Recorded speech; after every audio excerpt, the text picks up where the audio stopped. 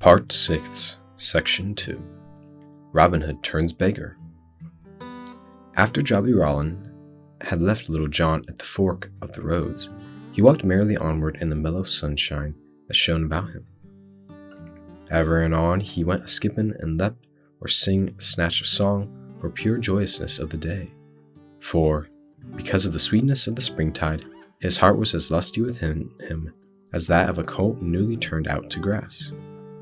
Sometimes he would walk a long distance, gazing aloft at the great white swelling clouds that moved slowly across the deep blue sky, and on he'd stop and drink in the fullness of life in all things, for the hedgerows were budding tenderly, and the grass of the meadows was waxing long and green. Again he would stand still and listen to the pretty song of the little birds in the thicket, or hearken to the clear crow of the cock daring the sky to rain. Whereat he would laugh, for it took but little to tickle Robin's heart into merriment. So he trudged manfully along, ever willing to stop for this reason or that, and ever ready to chat with such merry lasses as he met now and then. So the morning slipped along, but yet he met no beggar with whom he could change cloaks. Quoth he, "If I do not change my luck in haste, I am like to have an empty day of it, for it well nigh half gone already, and although I have a merry walk through the countryside, I know not of a beggar's life." Then after a while he began to grow hungry, whereupon his mind turned from thoughts of springtime and flowers and birds, and dwelling upon boiled capons, mamesly, white bread, and the like, with great tenderness. Quoth he to himself, I will Willie Watkins' wishing coat. I know right well that I would wish it for, and this it should be. Here he marked upon his fingers of his left hand with the forefinger of his right those things which he wished for. Firstly, I would have a sweet brown pie of tender larks, mark ye, not dry cooked, but with a good sop of gravy to moisten it withal. Next, I would have a pretty pullet, fairly boiled, and tender pigeon's eggs, cunningly sliced, garnished, and plastered around. With these, I would have a long, slim loaf of wheaten bread that hath been baked upon the hearth. It should be warm from the fire, with glossy brown crust, and the colors of the hair of mine own maiden Marian. And this same crust should be as crisp and as brittle as the thin white ice that lies across the furrows in the early winter's morning. These would do for the more solid things, but with these I would have 3 potties fat and round, one full of mamesly, one of canary, and one brimming full of mine own dear lusty sack. Thus spoke Robin to himself, his mouth growing moist at the corners with the thoughts of the good things he had raised in his own mind. So, talking to himself, he came to where the dusty road turned sharply around the hedge, all tender with the green of the coming leaf, and there he saw before him a stout fellow sitting upon a stile, swinging his legs in idleness. All about his lusty robe dangling divers pouches and bags of different sizes and kinds, a dozen or more, with great wide gappy mouths like a brood of hungry dolls. His coat was gathered in at his waist and was patched with as many colors as there were stripes upon a maypole in the springtide. On his head he wore a great tall leather cap, and across his knees rested a stout quarterstaff of blackthorn, full as long and heavy as Robin's. As jolly a beggar as he was never trod the lanes and byways of Nottinghamshire, for his eyes were as grey as slate, and snapped and twinkled and danced with merriment, and his black hair curled close all about his head in little rings of kindliness. "Hello, good fellow," quoth Robin, when he had come nigh to the other. "What art thou doing here this merry day, when the flowers are peeping and the buds are swelling?" Then the other winked one eye, and straightway trolled forth in a merry voice, "I sit upon the still, and I sing a little while, as I wait for my own true dear, oh, for the sun is shining bright, and the leaves are dancing light, and the little fowl sings she is near, oh. And so 'tis with me, bully boy, saving that my doxy cometh not." "Not that is a right sweet song," quoth Robin, "and were I in the right mind to listen to thee, I could bear well to hear more. But I have 2 things of seriousness to ask thee, so listen, I pray thee." At this the jolly beggar cocked his head to one side, like a rogue of a magpie. Quoth he, "I am an ill jug to pour heavy things into, good friend, and if I mistake not, thou hast few serious words to spare at any time." "Nay," quoth jolly Robin, That I would say first is the most serious of all thoughts to me, to wit, where shall I get somewhat to eat and drink? Sayest thou so? Quoth the beggar. Marry, I make no such serious thoughts upon the matter. I eat where I can get it, and munch my crust when I can get no crumb. Likewise, when there is no ale to be had, I wash the dust from my own throat with a trickle of cold water. I was sitting here, as thou camest upon me, bethinking myself whether I should break my fast or no. I do love to let my hunger grow mighty keen ere I eat, for then a dry crust is as good to me as a venison pasty with suet and raisins is to the stout King Harry. I have a sharp hunger upon me now, but methinks in a short while it will ripen to a right and mellow appetite. Now, in good sooth, quoth merry Robin, laughing, thou hast a quaint tongue betwixt thy teeth, but hast thou truly naught but a dry crust about thee? Methinks thy bags and pouches are fat and lusty for such thin fare. Why, mayhaps there is some other cold fare therein, said the beggar slyly. And hast thou not to drink but cold water? Said Robin. Never so much as a drop, quoth the beggar. Over beyond yon clump of trees is sweet a little inn as thou ever hast lifted eye lit upon. But I go not hither, for they have a nasty way with me. Once when the good Prior of Emmet was dining there, the landlady set a dear little tart of sweet crabs and barley sugar upon the window-sill to cool, and seeing it there, and fearing it might be lost, I took it with me till that I could find the owner thereof. Ever since then they have acted very ill towards me, yet truth bids me say that they have the best ale there, and that ever told over my tongue. At this Robin laughed aloud. Merry, quoth he, they did ill toward thee for thy kindness. But tell me truly, what hast thou in thy pouches? Why, quoth the beggar, peeping into the mouths of his bags, I find here a goodly piece of pigeon pie, wrapped in a cabbage leaf to hold the gravy. Here I hold a dainty staked piece of brawn, and here a fair lump of white bread. Here I find 4 oaken cakes and a cold knuckle of ham. Ha! In sooth, 'tis a strange. But here I behold 6 eggs that must have come by accident from some poultry yard thereabouts. They are raw, but roasted upon the coals and spread with a piece of butter that I see. Peace, good friend, cried Robin, holding up his hand. Thou makest my poor stomach quake with joy for what thou tellest me so sweetly. If thou wilt give me to eat, I will straightway hie me to that little inn there thou didst tell about now, and bring a skin of ale for thy drinking and fine. Friend, thou hast said enough, said the beggar, getting down from the sty. I will feast thee with the best that I have, and best Saint Cedric for thy company.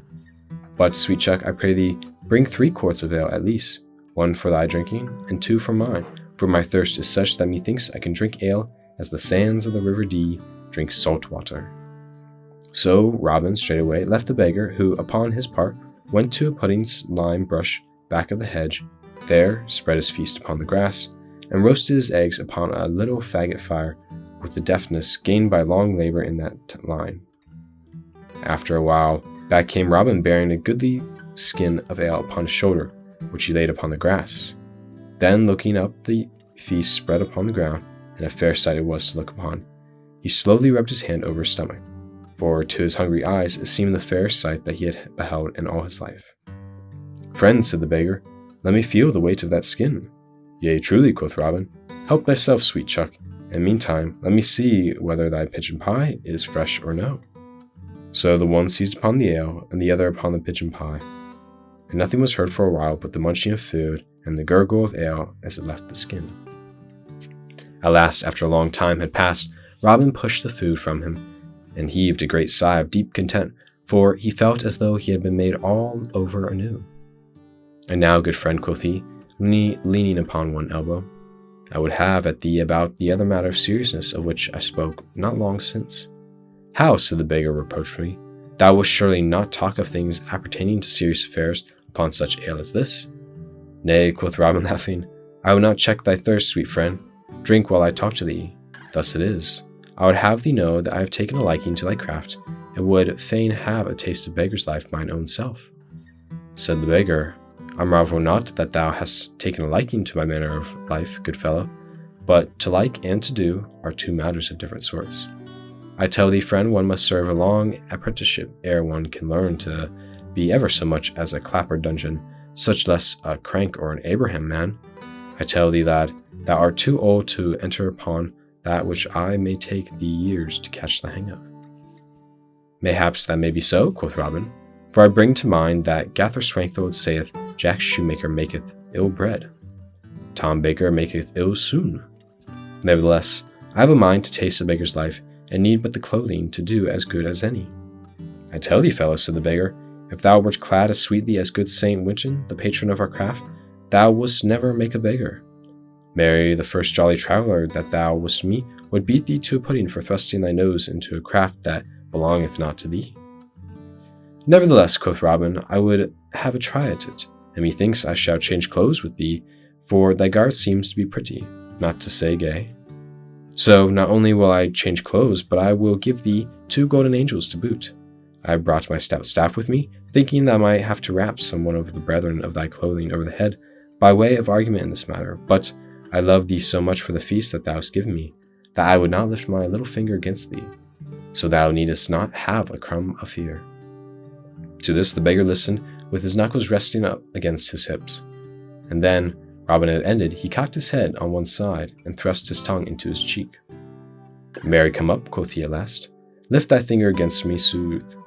For thou out of thy wits, man. My name is Raccoon Hazel, and I come from Hywel in Flintshire, over by the River Dee. I tell thee, knave, I have cracked the head of many a better man than thou art, and even now I would scald thy crown for thee, but for the ale thou hast given me. Now thou shalt not have so much as one tag rag of my cloak, even could it save thee from hanging. Now, fellow, said Robin, it would ill suit me to spoil thy pretty head for thee, but I tell thee plainly, that but for this feast I would do that to thee would stop thy travelling from the country for many a day to come. Keep thy lips shut, lad, or thy luck will tumble out of thy mouth with thy speech. Now out, and alas for thee, man, for thou hast bred thyself ill this day, cried the beggar, rising and taking up his staff. Take up thy club and defend thyself, fellow, for I will not beat thee, but I will take from thee thy money, and leave thee not so much as a clipped grout, to buy thyself a lump of goose grease to rub thy cracked crown withal. So defend thyself, I say. Then up leapt a merry Robin, and snatched up his staff also. Take my money if thou canst, quoth he. I promise freely to give thee every farthing if thou dost touch me. And he twirled his staff in his fingers till it whistled again. Then the beggar swung his staff also, and struck a mighty blow at Robin, which the yeoman turned. 3 blows the beggar struck, never once touching so much as a hair of Robin's head. Then stout Robin saw his chance, and ere you could count 3, Raccoon's staff was over the hedge. Raccoon himself lay upon the green grass, with no more motion than you could find in an empty pudding bag. How now, quoth Robin merrily, and laughing, wilt thou have my hide or my money, sweet chuck? But to this the other answered never a word. Then Robin, seeing his plight, and that he was stunned with the blow, ran, still laughing, and brought the skin of ale and poured some of it on the beggar's head, and some down his throat, so that presently he opened his eyes and looked around, as though wondering why he laid upon his back. Then Robin, seeing that he had somewhat gathered his wits, that had just been rapped out of his head, said, Now, good fellow, wilt thou change clothes with me, or shall I have to tap thee again? There are 2 golden angels if thou wilt give me freely all thy rags and bags and thy cap and things. If thou givest them not freely, I much fear me I shall have to, and he looked up and down his staff. Then Raccoon sat up, and rubbed the bump on his crown. Now out upon it, quoth he. I did think to drub thee sweetly, fellow. I know not how it is, but I seem, as it were, to have brought more beer than I can drink. If I must give up my clothes, I must, but first promise me by thy word as a true yeoman, that thou wilt take naught from me but my clothes. I promise on the word of a true yeoman, quoth Robin, thinking of the fellow had a few pennies that he would save. Thereupon the beggar drew a little knife that hung at his side, and ripped up the lining of his cloak, drew hence 10 bright golden pounds, which he laid upon the ground beside him with a cunning wink at Robin. Now thou mayest have my clothes, and welcome, said he, and thou mayest have had them in exchange for thine own without the cost of a single farthing, far less 2 golden angels. Marry, quoth Robin, laughing, thou art a sly fellow, and I tell thee truly that I had known thou hast so much money by thee, maybe thou mightst not have carried it away, for I warrant thou didst not come honestly by it. Then each stripped off his clothes, and put on those of the other, and as lusty a beggar was Robin Hood as ever you could find of a summer's day. But stout Raccoon of Hywel skipped and leaped and jumped for joy of the fair suit of Lincoln green that he had just gotten. Quoth he, I'm a gay-feathered bird now. Truly, my dear Molly Peascod would never know me in this dress. Thou mayst keep the cold pieces of the feast, friend, for I mean to live well and lustfully while my money laughs and my clothes are gay. So he turned and left Robin, and crossing the still was gone. But Robin heard him singing from beyond the hedge as he strode away. For Polly is smiling, and Molly is glad, when the beggar comes in at the door, and Jack and Dick call him a fine lusty lad, and the hostess runs up a great score. Hey then, Willie Waddykink, stay, Billy Waddykink, and let the brown ale flow free, the beggar's the man for me. Robin listened till the song ended in the distance. Then he also crossed the still into the road, but turning his toes away from where the beggar had gone. The road led up a gentle hill, and up the hill Robin walked, a half-score or more of bags dangling about his legs. Onward he strolled for a little time, but other adventure he found not. The road was bare for all else but himself, as he went kicking up little dust clouds at each footstep. For it was noontide, the most peaceful time of all the day, next to twilight. All the earth was silent in the restfulness of eating time. The plow horses stood in the furrow munching, with great bags over their noses, holding sweet food. The plowman sat under the hedge with a plowboy also, and they too were munching, each one holding a great piece of bread in one fist and a great piece of cheese in the other. So Robin, with all the empty road to himself, strode along whistling merrily, his bags and pouches bobbling and hanging at his thighs. At last he came to where the little grass-grown path left the road, and passing through a still and down a hill, led into a little dell, and on across a rill in the valley, and up the hill on the other side, till it reached a windmill, and stood on the cape of the rise where the wind bent the trees in swaying motion. Robin looked at the spot, and liked it, and for no reason but that his fancy led him, he took the little path and walked down the grassy sunny slope of the open meadow, and so came to the lindle dingle, and ere he knew it, upon 4 lusty fellows that sat with legs outstretched around a goodly feast spread upon the ground. 4 merry beggars were they, and each had slung about his neck a little broad that rested upon his breast. One board had written upon it, I am blind, another, I am deaf, another, I am dumb, and the 4th, pity the lame one. But, although all these troubles written upon the boards seemed so grievous, the 4 stout fellows sat around feasting as merry as though Cain's wife had never opened the pottle and held misfortunes that let them forth like a cloud of flies to pester us. The deaf man was the first to hear Robin, for he said, Hark, brothers, I hear someone coming. And the blind man was the first to see him, for he said, He is an honest man, brothers, and one of like craft to ourselves. Then the dumb man called to him in a great voice and said, Welcome, brother, come and sit while there is still some of the feast left, and a little mamsely in the pottle. At this, the lame one, who had taken off his wooden leg and unstrapped his own leg, was sitting with it stretched out upon the grass, so as to rest it, made room for Robin among them. We are glad to see thee, brother, said he, holding out the flask of mamsely. Marry, quoth Robin, laughing, and weighing the flask in his hands ere he drank, methinks it is no more than seemly of you all to be glad to see me, seeing that I bring sight to the blind, speech to the dumb, hearing to the deaf, and such a lusty leg to a lame man. I drink to your happiness, brothers, as I may not drink to your health, seeing ye are already hale in wind and limb. At this all grinned, and the blind beggar, who was the chief man among them, was the broadest-shouldered and most lustily rascal of all, smote Robin upon the shoulder, swearing he was a right merry wag. Whence comest thou, lad? asked the dumb man. Why, quoth Robin, I came this morning from sleeping overnight in Sherwood. Is it ever so? Said the deaf man. I would not for all the money we 4 are carrying to Lincoln town sleep one night in Sherwood. If Robin Hood caught us, one of our trade in his woodlands, he would methinks clip his ears. Methinks he would too, quoth Robin, laughing. But what money is this that ye speak of? Then up spake the layman. Our King Peter of York, said he, hath sent us to Lincoln with these moneys that— Stay, Hodge, quoth the blind man, breaking into the talk. I will not doubt our brother here, but bear in mind we know him not. Who art thou, brother, right-up man, jerk-man, in Clapper dungeon, Domer man, or Abraham man? At these words Robin Hood looked from one man to the other, with mouth agape. Truly, quoth he, I truly am an upright man, at least I strive to be. But I know not what thou meanest by such jargon, brother. I were more seemly, methinks, if yon dumb man, who hath a sweet voice and gives us a song.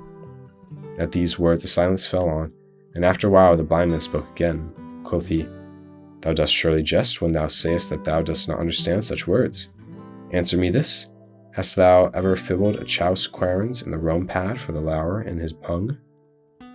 Now out upon it, quoth Robin Hood testily, and ye make sport of me by pattering such gibberish. It will be ill for us all, I tell you.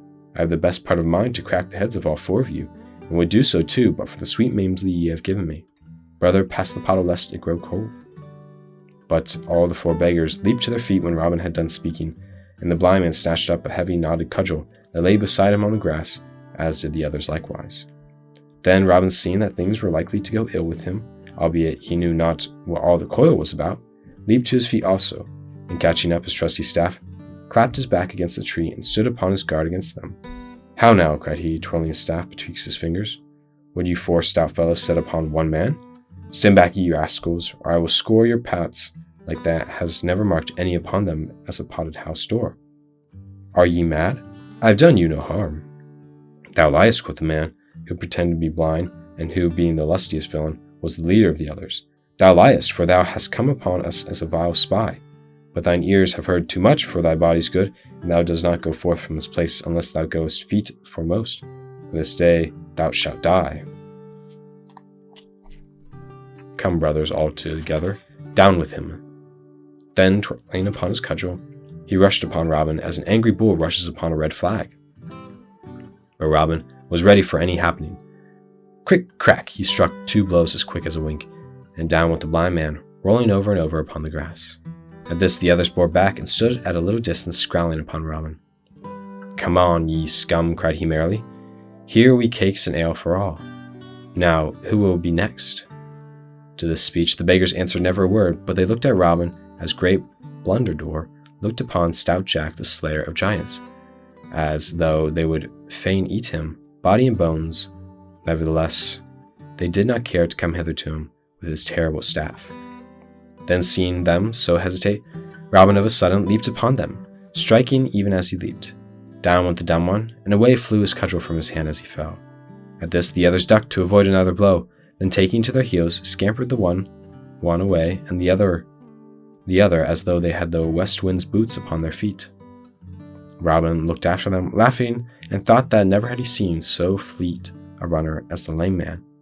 But neither of the beggars stopped nor turned around, for each felt in his mind the wind of Robin's cudgel about his ears. Then Robin turned to the 2 stout knaves lying upon the ground. Quoth he, These fellows spake somewhat about certain moneys they were taking to Lincoln.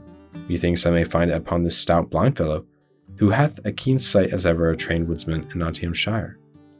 It were a pity to let sound money stay in the pockets of such thieving knaves. So saying, he stooped over the burly rascals and searched among his rags and tatters, till presently his fingers felt a leather pouch slung around his body beneath his patched and tattered coat. Then he stripped away and weighed it in his hands, bethought himself that it was mighty heavy. If were a sweet thing, said to himself, if this were filled with gold instead of copper pence. Then sitting down upon the grass, he opened the pocket and looked into it. There he found 4 round rolls wrapped up in dress sheepskin. One of these rolls he opened, then his mouth gaped and his eyes stared, I wot, as though they could never close again. For what did he see but 50 pounds of bright golden money? He opened the other pockets and found in each the same, 50 bright new stamped golden pounds. Quoth Robin, I have oft heard that the Beggars' Guild was over-rich, but never did I think that they sent such sums as this to their treasury. I shall take it with me, for it will be better used for charity and the good of my merry band than in the enriching of such knaves as these. So saying, he rolled up the money in the sheepskin again, and putting it back in the purse, he thrust the pouch in his own bosom. Then, taking up the flask of Mamesley, he held it toward the 2 fellows lying on the grass, and quoth he, Sweet friends, I drink your health, and thank you dearly for ye have kindly given me this day. So I wish you good den. Then taking up his staff, he left the spot and went merrily on his way. But when the 2 stout beggars that had been wrapped upon the head roused themselves and sat up, and then the others had gotten over their fright and come back, they were sad and woe-begotten as 4 frogs in dry weather. For 2 of them had cracked crowns, their Mamesley was all gone, and they had not so much as a farthing to cross their palms withal. But after Robin left the little dell, he strode along merrily, singing as he went, and so blithe was he at such a stout beggar, and withal so fresh and clean, that every merry lass he met had a sweet word for him, and felt no fear, while the very dogs, that most times hated the sight of the beggar, sniffed at his legs in friendly fashion, and wagged their tails pleasantly. For dogs know an honest man by his smell, and an honest man was Robin, in his own way. Thus he went along, till at last he had come to the wayside cross nigh Altonta, and being somewhat tired, he sat him down to rest upon the grass bank in front of it. It groweth nigh time, quoth he to himself, that I were getting back again to Sherwood. Yet it would please me well to have one more merry adventure ere I go back again to my jolly band. So he looked up the road and down the road to see who might come, until at last he saw someone drawing near, riding upon a horse. When the traveller came nigh enough to him to see him well, Robin laughed for a strange enough figure he cut. He was thin, wizen man, and to look upon him you could not tell whether he was 30 years old or 60. So dried up was he even to the skin and bone. As for the nag, it was as thin as the rider, and doth looked as though it had been baked in mother's hurdle's oven, where folks were dried up so that they live forever. The poor nag's neck bent down instead of up, as most horses do, and his mane was as ragged as though the mice had made nests in it. His backbone stood up sharply and jagged, like a new turned furrow when the plough first passes, and his ribs showed beneath his skin like the hoops on a barrel of 5-year-old ale. Thus the horse came hobbling along, and at every step the rider popped up and down in his saddle, so that his head bobbed and wagged upon his lean neck, all the time to the motion of the nag. At this sight merry Robin laughed till the tears stood on his cheeks, for as though to make the sight still more droll, the rider wore great clogs upon his feet instead of shoes. The soles thereon were made of wood, half of a palm's breadth in thickness, and shuttered all over with great nails. But although Robin laughed at the dull sight, he knew that wayfarer to be a certain rich corn engrosser at workshop, who, more than once, had brought all the grain in the countryside and held it till it reached even famine prices, thus making much money from the needs of poor people. For this he was hated far and near by everyone who knew not of him. Quoth Robin to himself when he saw who it was that came, "Ho, ho, my thieving magpie, it is thou, is it? Now I would that I could pluck thee bare, even to the naked skin. Thou art so sly that I misdoubt finding aught of thy ill-gotten gains upon thee so nigh to Sherwood. Nevertheless, I will see what that can be done.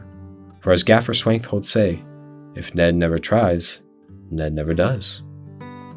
So after a while the corn engrosser came riding up to where Robin sat, whereupon merry Robin stepped straight forth in all his rags and tatters, his bags and pouches dangling about him, and laid his hand upon the horse's bride rein, calling upon the other to stop.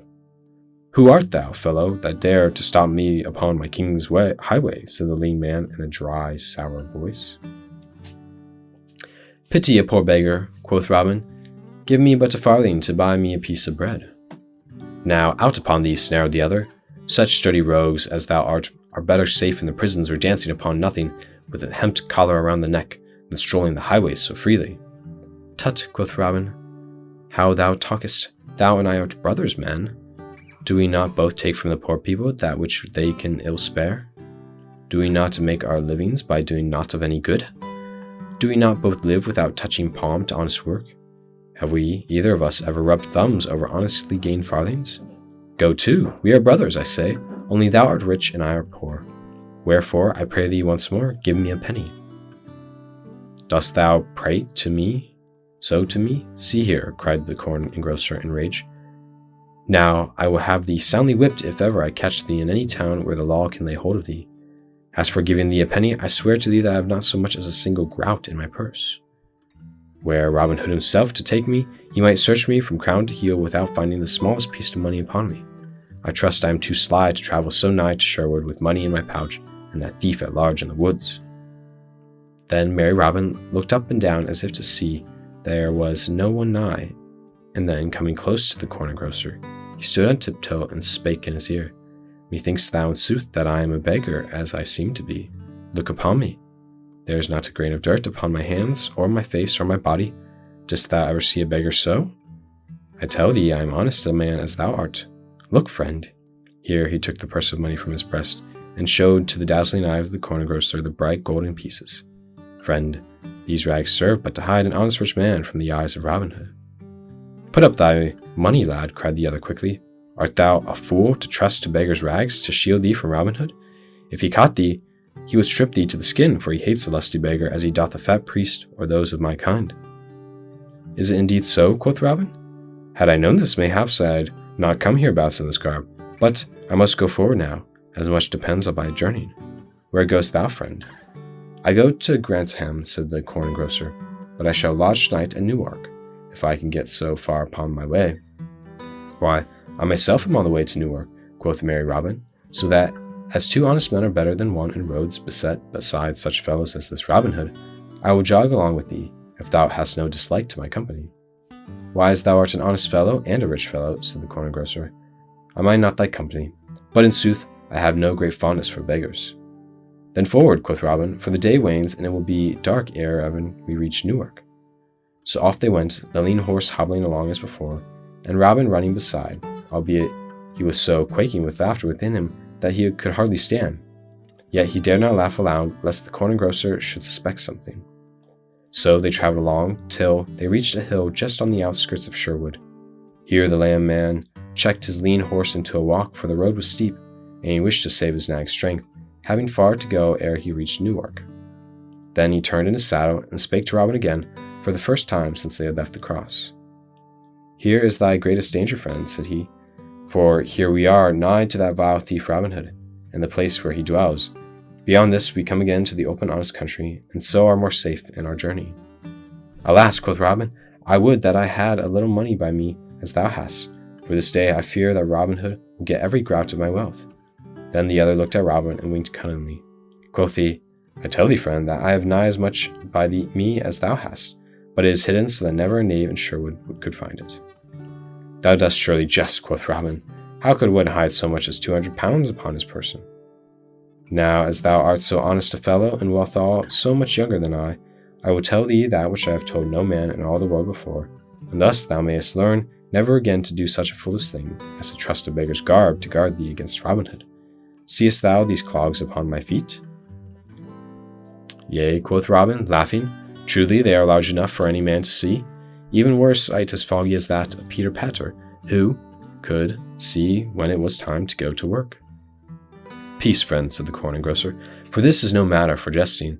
The soles of these clogs are not what they seem to be, for each one is a sweet little box, and by twisting the second nail from the toe, the upper of the shoe, and part the soles lids up like a lid, and in the spaces within are 80 bright golden pounds in each shoe, all wrapped in hair to keep them from clinking and to tell tales of themselves." Then the corn grocer had told this, Robin broke into a roar of laughter, and laying his hands upon the bridle rein, stopped the sad-looking nag. "Stay, good friend," quoth he, betwixt bursts of merriment. "Thou art the slyest old fox that ever I saw in all my life. And the soles of his shoes, whew! If ever I trust a poor seeming man again, shave my head and paint it blue, a corn factor, a horse jockey, an estate agent, and a jackdaw for cunningness, say I." And he laughed again till he shook in his shoes with mirth. At this time the corn grocer had been staring at Robin, his mouth agape with wonder. "Art thou mad," quoth he, "to talk in this way so loud and in such a place? Let us forward and save thy mirth till we are safe and sound at Newark." "Nay," quoth Robin, the tears of merriment wet on his cheeks. "On second thoughts, I go no further than here, for I have good friends hereabouts. Thou mayest go forward if thou dost list, thou sweet pretty fellow, but thou must go forward barefoot, for I am afraid that thy shoon must be left behind. Off with them, friend, for I tell thee, I have taken a great fancy to them." At these words the corn factor grew pale as a linen napkin. "Who art thou that talkest so?" said he. Then merry Robin laughed again, and quoth he, "Men hereabouts call me Robin Hood. So, sweet friend, thou hadst best do my bidding, and give me thy shoes. Therefore hasten, I pray thee, or else thou wilt not get to Newark town till after dark." The sound of the same name of Robin Hood, the corn factor quaked with fear, so that he had to seize his horse by the mane to save himself from falling off its back. Then, straightway, and without more words, he stripped off his clogs and let them fall upon the road. Robin, still holding the bridle rein, stood and picked them up. Then he said, "Sweet friend, I am used to ask those that I have dealings with to come and feast at Sherwood with me. I will not ask thee because of our pleasant journey together, for I tell thee, there be those in Sherwood that would not be so gentle with thee as I have been. The name of corn engrosser leaves a nasty taste upon the tongues of all honest men. Take a fool's advice from me, and come no more so nigh to Sherwood, or mayhaps some day thou mayst of a sudden find a cloth-yard shaft betwixt thy ribs. So within this I give thee good den." Hereupon he clapped his hand to the horse's flank, and off went nag and rider. But the man's face was all bedewed with the sweat of fright, and never again, I wot, was he found so close to Sherwood Forest as he had been this day. Robin stood and looked after him, and, when he was fairly gone, turned and laughed and entered the forest, carrying the shoes of his friend's hand. That night in sweet Sherwood, the red fires glowed brightly in the wavering light on tree and bush, and all around sat or lay the stout fellows of the band to hear Robin Hood and Little John tell their adventures. All listened closely, and again, the woods rang with shouts of laughter. Then all was told. Friar Tuck spoke up. "Good master," said he, "thou hast a pretty time, but still I hold to my saying that the life of a barefoot friar is the merrier of the two." "Nay," quoth Will stoutly, "I hold with our master that he hath had the pleasanter doings of the two, for he hath had 2 stout bouts of quarterstaff this day." So some of the band held with Robin Hood, and some with Little John. As for me, I think, but I leave it with you to say for yourselves which you hold with it. After you have settled the matter in your minds, you will see how merry Robin went to famous London town, and how he shot with a long bow before Queen Eleanor. Likewise, we will hear of the adventures that befell him thereafter, so listen to what follows.